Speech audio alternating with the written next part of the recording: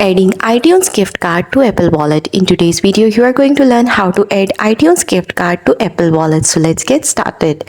First, open the App Store or iTunes Store on your iPhone or iPad and open your profile icon in the upper right corner of the screen.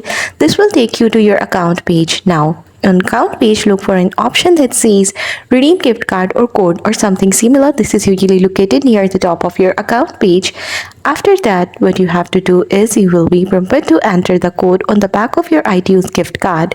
Use your device's camera to scan the code or enter it manually. Then confirm the code and the iTunes gift card value will be added to your Apple ID balance. Now you can check your Apple ID balance by going to your account settings.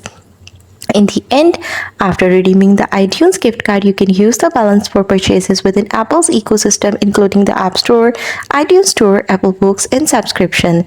That's all. That's how you will be able to add iTunes gift card to Apple Wallet. Thanks for watching.